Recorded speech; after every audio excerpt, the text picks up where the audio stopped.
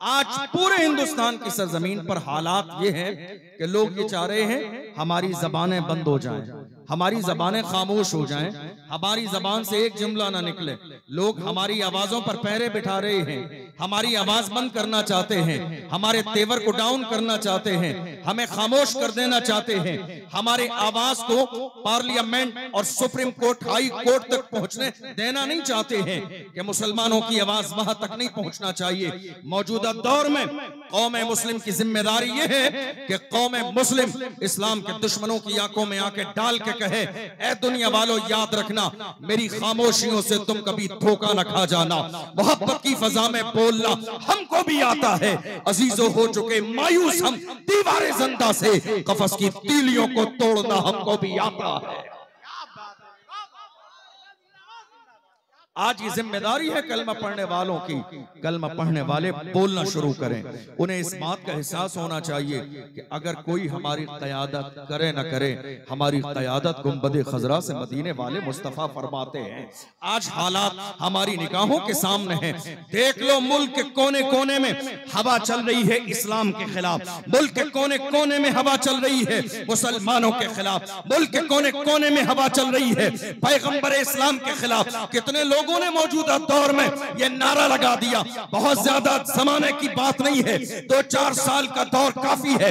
2-4 साल के जमाने में हम इस्लाम को अपने पैरों के नीचे मसल देंगे, न इस्लाम बाकी रहेगा, न कुरान बाकी रहेगा, न पैगंबर इस्लाम का जो है नाम बाकी रहेगा, न इस्लाम की शान बाकी रहेगी। मैं कहता हूं तुम मौजूदा दौर में जागती आंखों से यह ख्वाब देख रहे हो इस्लाम और मुसलमान बाकी नहीं रहेंगे।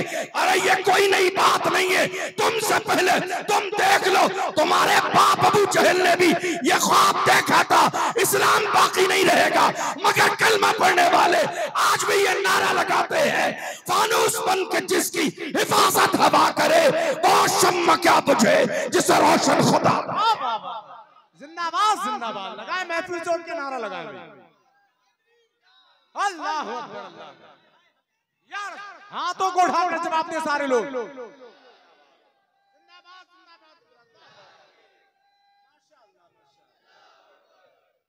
हालात हमारी निगाहों के सामने हैं, पूरे मुल्क में देख लीजिए। आज आप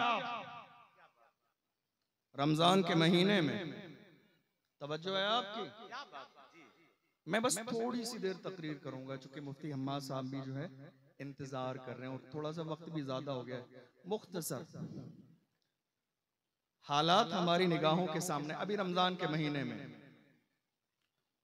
वक्फ बिल का मसला आया, हमारे लोग दिल्ली की सरजमीन पर पहुंचे, जंतर मंतर पर अपना मुद्दा लेकर।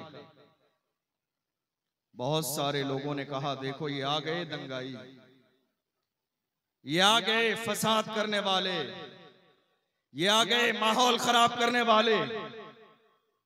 मुसलमान क्यों गए?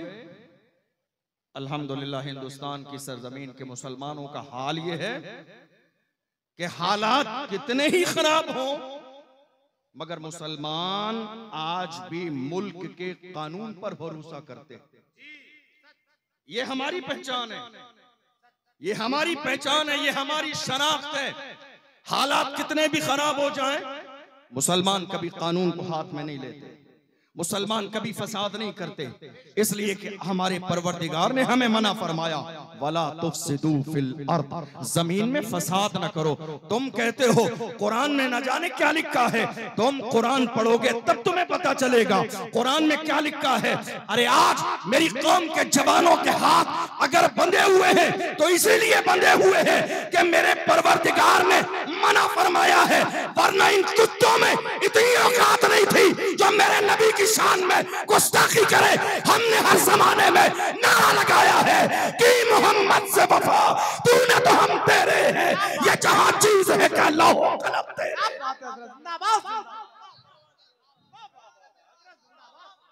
ये हुजूर के गुलाम हैं, ये मुस्तफा के गुलाम हैं, डरते नहीं है। ये दबते नहीं है, ये कदम पीछे नहीं हटाते हैं। हर जमाने में कहते हैं जो जान मांगोगे जान देंगे, जो माल मांगोगे माल देंगे, मगर ये हमसे कभी ना होगा, नबी का चाहो जलाल देंगे। मुस्तफा के गुलाम, हालात हमारी निगाहों के सामने हैं। अभी थोड़े दिन पहले पहलगाम की सरजमीन पर हादसा हुआ। उस दिन से आप देख लीजिए मुल्क के कोने कोने में नफरत का लेवल क्या है। देखा या नहीं देखा? आप सब सोशल मीडिया इस्तेमाल करते हैं, नफरत का लेवल क्या है? क्या नहीं साहब, नाम पूछकर मारा। सियासत यही तो है, सियासत यही है। आतंकवादी ये चाहते हैं कि मुल्क में हिंदू मुसलमान के नाम पर नफरत होती रहे और मुल्क को तोड़ दिया जाए। मैं उन लोगों से कहना चाहता हूं जो कहते हैं इस्लाम और मुसलमान नफरत सिखाते हैं। इस्लाम नफरत सिखाता है, मुसलमान नफरत सिखाते हैं। मेरे नबी के जमाने से लेकर आज तक तुम मुझे एक वाकया, एक तारीख ऐसी नहीं बता सकते जहां हमारी तरफ से नफरत फैलाई गई हो। लेकिन हमसे पूछना चाहोगे तो हम एक नहीं, सिर्फ हजारों नहीं, लाखों ऐसी तारीख और ऐसे जुमले बता देंगे जिस जुमले से नफरत टपकती है। न तुम सदमे हमें देते, न बज़्मा राइयां होती, न खुलते राज़े सरबस्ता, न यूं रुसवाइयां होती। हमसे कहा जा रहा है नफरत फैलाते हैं मुसलमान, नफरत फैलाते हैं मुसलमान।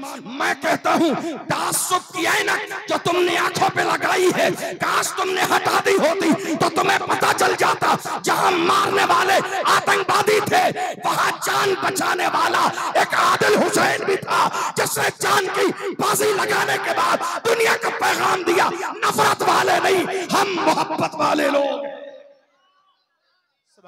तुमने तासुब की ऐनक अपनी आंखों से हटा दी होती तो तुम्हें अंदाजा हो जाता एक मरने वाला इम्तियाज था जिसने कह दिया था नहीं, हम नफरत वाले नहीं, मोहब्बत वाले लोग।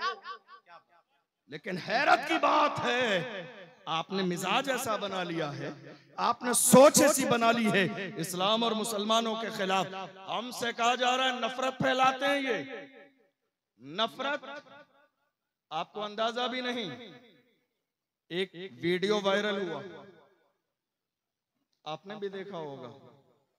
एक शख्स अपनी पीठ पर किसी को सवार करके लेके जा रहा था। देखा या नहीं देखा आपने? उसका इंटरव्यू सुनिए आप। उसका नाम है सज्जाद। उसका बयान रिकॉर्ड किया गया। क्या हुआ था वहां, जरा गौर कीजिए। हम क्या हैं और हमारा लेवल क्या है, हम क्या हैं और हमारे तेवर क्या हैं, हम क्या हैं और हमारे दिल की कुशादगी का आलम क्या है। सज्जाद ने कहा जब आतंकवादियों ने गोली चलाई तो मैं उस जगह मौजूद नहीं था, बल्कि मेरे खानदान में किसी का इंतकाल हुआ था, तो हम ताज़ियत की महफिल में थे। मुझे फोन आया, कहा आतंकवादियों ने हमला कर दिया है, तुम जल्दी से अपने गधे और खच्चर लेकर आओ ताकि लोगों को आबादी की तरफ मुंतकिल कर दिया जाए। आतंकवादी आ गए हैं, गोली चलाई जा रही है। मुझे बताओ आज हालत ये है, जहां गोली और बारूद की बात आती है, बड़े बड़े हिम्मत और जुर्रत वाले दरवाजे बंद कर लेते हैं, अपने घर के अंदर चले जाते हैं। अरे ये मुसलमान का कलेजा है, जालियां चल रही है, गोली चल रही है, अपनों को बचाने के लिए नहीं, उनको बचाने के लिए जा रहा है जो पहलगाम में मुसलमान नहीं गैर मुस्लिम मेहमान बन के आए। क्या बात है, मुसलमानों के लिए नहीं, पहलगाम की सरजमीन पर जो घूमने के लिए आए। और उसने कहा मेरी वीडियो तो वायरल हो गई, लोग वीडियो बना रहे थे, वरना जितने लोग खच्चर पे सवार गधे पे हो सकते थे हमने कर दिया। और जब हमारे जानवर खत्म हो गए तो अकेले मेरी वीडियो वायरल हुई, वरना मेरे जैसे सैकड़ों थे जिन्होंने बगैर धर्म और मजहब पूछे अपनी पीठ पर सवार करके लोगों को आबादी तक पहुंचा। ये किसी और की तारीख नहीं, ये हमारी तारीख है। फिर भी हमसे ये गिला है कि वफादार नहीं। फिर भी हमसे ये गिला है। हमसे कहा जा रहा है नफरत फैलाते हैं। बताइए हमने नफरत कहां फैलाई? नफरत हम नहीं फैलाते हैं। आज मेरी कौम से कहा जा रहा है पंचर बनाने वाली कौम, पंचर बनाने वाली कौम पंचर बनाते हैं। मैं कहता हूं पंचर बनाते हैं। अरे जरा गौर से देखिए, पंचर नहीं बनाते हैं। ये हमारी तारीख है। कभी फजल हक खैराबादी बनकर मुल्क को आजाद कराते हैं, कभी किफायत अली काफी बनकर मुरादाबाद के चौराहे पर फांसी का फंदा चूमते हैं, कभी अशफाकुल्लाह खान बनकर नारा लगाते हैं। सरफरोशी की तमन्ना अब हमारे दिल में है, देखना है जोर कितना बाजुए कातिल में है। वक्त आने पर बता देंगे तुझे ये आसमां, हम अभी से क्या बताएं क्या हमारे दिल में है। अल्लाह अल्लाह, नारे तकबीर, नारे रिसालत, मसलके आला हजरत। पंचर नहीं बनाते, सिर्फ पंचर नहीं बनाते हैं मुसलमान, कभी ब्रिगेडियर उस्मान बनकर मुल्क के लिए शहादत का जाम नोश करते हैं, कभी अब्दुल हमीद बनकर टैंकों को तोड़ते नजर आते हैं, कभी टीपू सुल्तान बनकर अंग्रेजों के हौसले पस्त करते नजर आते हैं। और मौजूदा दौर में हमारी बेटी सूफिया कुरैशी ने बता दिया है मुसलमान पंचर नहीं जोड़ते हैं। जब मुल्क की सरहदों सीमा की हिफाजत की बात आती है तो सूफिया कुरैशी ने कह दिया पंचर नहीं बनाते हैं, दुश्मनों के हौसले भी तोड़ने की जरूरत रखते हैं। कोई और नहीं है ये हम हैं, हमारी कौम हमारी बेटी है। फिर भी हमसे ये गिला है कि वफादार नहीं, फिर भी हमसे ये गिला है कि वफादार नहीं। मुसलमान नफरत नहीं फैलाते हैं, हमारे यहाँ तो सिर्फ मोहब्बत ही मोहब्बत है। नफरत रमजान के महीने से पहले, रमजान के महीने से पहले जनवरी और फरवरी में कुंभ का मेला हुआ। शुरू से ही बैनर लगा दिया गया नो एंट्री का बोर्ड मुसलमानों के लिए। ये हम नफरत फैलाई हमने? नो एंट्री का बोर्ड किसने लगाया? आपने। हमसे कह रहे हैं मुसलमान नफरत फैलाते हैं। हमारा हाल ये है, चले जाओ गरीब नवाज की बारगाह में, वो चौखट सबके लिए खुली है। वह हिंदू भी आते हैं, मुसलमान भी आते हैं, सिख भी आते हैं, ईसाई भी आते हैं। साल में एक बार रजब के महीने में गरीब नवाज का उर्स आता है। कोई लेटर हेड जारी नहीं होता है, कोई पैगाम निकाला नहीं जाता है। हमारे यहाँ दरवाजे सबके लिए खुले हैं, धर्म पूछा नहीं जाता है। जो अकीदत से आता है उसके खाली दामन को भर दिया जाता है। आला हजरत का उर्स बरेली शरीफ की सरजमीन पर आता है, कोई ऐलान लगाया नहीं जाता कौन आएगा कौन नहीं आएगा। मखदूम सिमना की बारगाह में चले जाओ, कोई नोट नहीं लगाया जाता कौन आएगा कौन नहीं आएगा। पूरे मुल्क हिंदुस्तान की सरजमीन पर देख लो, हमने अपने दिल के भी दरवाजे खोले हुए हैं, गरीब नवाज की चौखट के दरवाजे भी खोले हुए हैं। हमसे कहा जा रहा है नफरत, हम नफरत वाले लोग नहीं हैं, हम मोहब्बत वाले लोग हैं। और मैं कहता हूं अल्लाह जो करता है वो अच्छा ही करता है। मुसलमानों के लिए पाबंदी लगा दी गई, अगर मुसलमान चले जाते, क्योंकि भगदड़ भी मची थी, लोग मारे भी गए थे, आग भी लगी थी। अगर मुसलमान चले जाते तो कोरोना के जमाने में जिस तरह ठेकड़ा तेली की सरजमीन पर हमारे सरों पर फोड़ दिया गया था, कोरोना फैलाने वाली ये तबलीगी जमात है, उसी अंदाज में कहीं ऐसा न होता क्या उस जगह पर हमारे नाम पर भी मेरी कौम के जवानों के नाम पर ठेकड़ा फोड़ दिया जाता। आग लगाने वाले ये हैं, धक्का करने वाले ये हैं। नहीं, अल्लाह ने जो किया अच्छा किया, तुमने नोटिस बोर्ड लगा दिया, एंट्री नहीं है, भगदड़ मची, लोग परेशान हुए।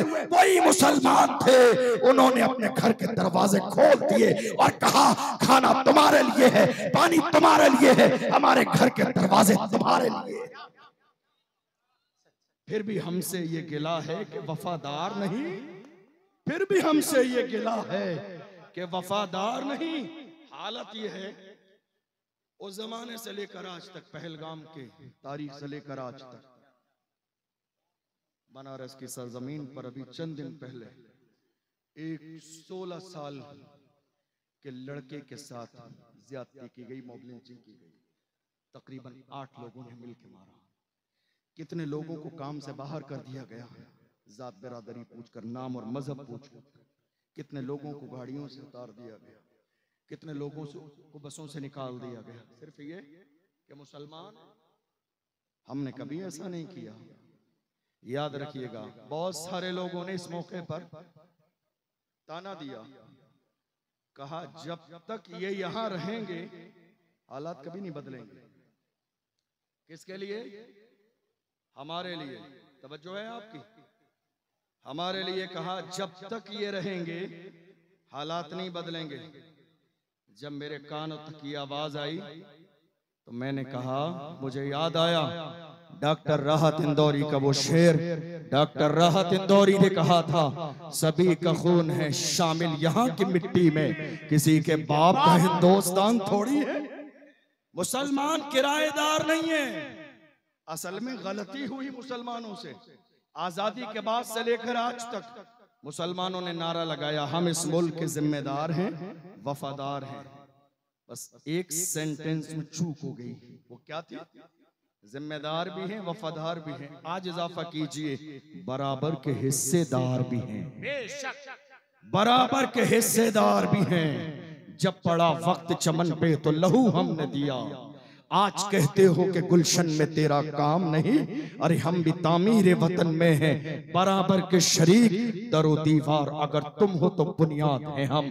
हिंद को नाज है जिस पर वो निशानी हम है, ताज और लाल किले के यहाँ बानी हम हैं। न घबराओ मुसलमानों, खुदा की शान बाकी है, अभी इस्लाम जिंदा है, अभी कुरान बाकी है। ये दुश्मन क्या समझते हैं जो अपने दिल में हंसते हैं, अभी तो करबला का आखिरी मैदान बाकी है।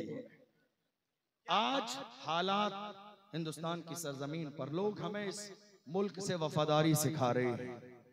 हमारी वफादारी का हाल यह है, हम इस मिट्टी से भी मोहब्बत करते हैं, इस मुल्क से भी मोहब्बत करते हैं।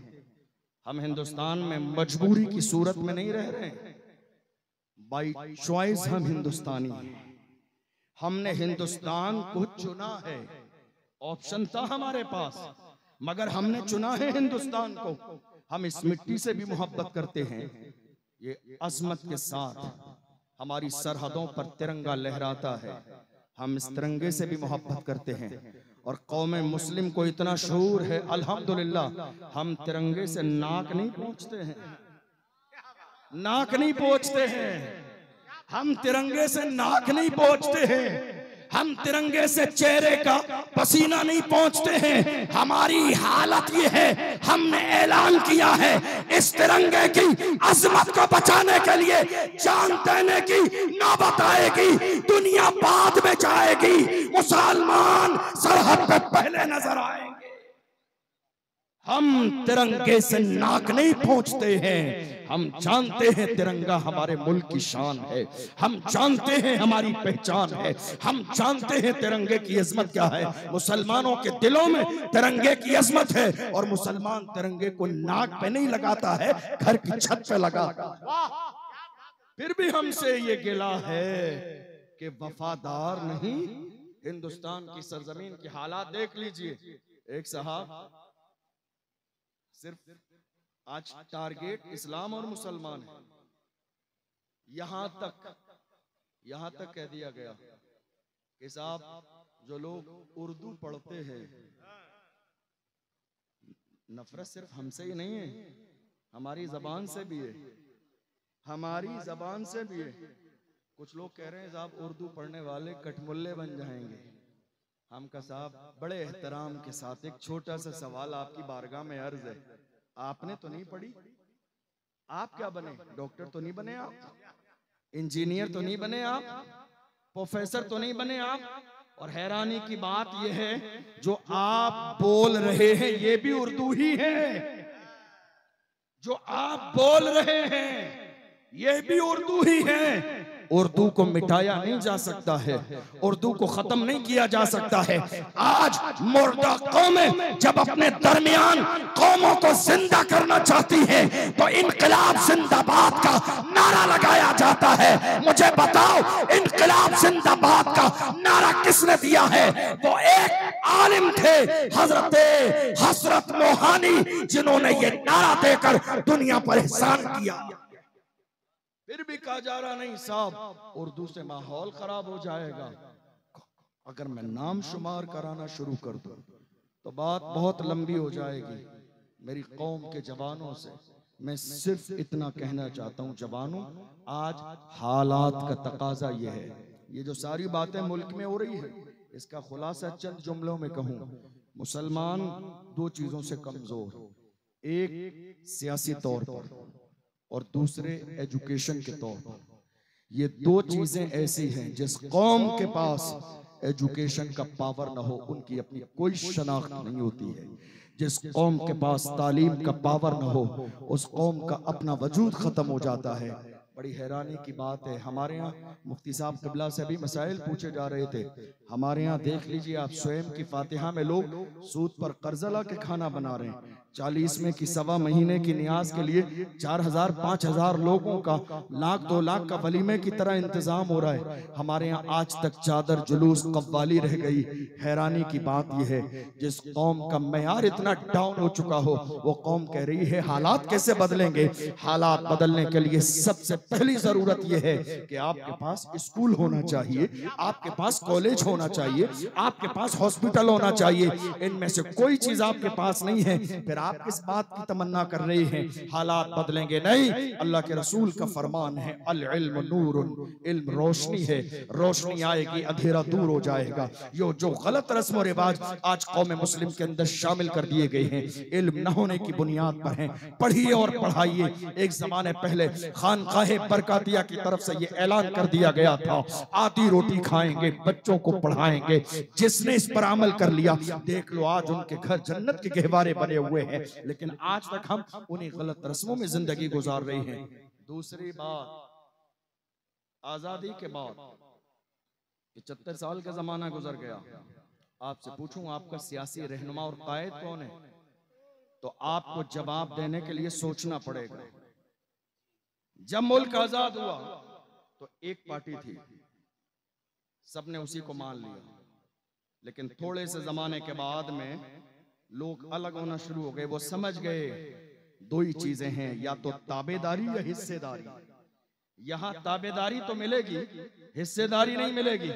लोग अलग होते गए और पार्टियां बनती गईं।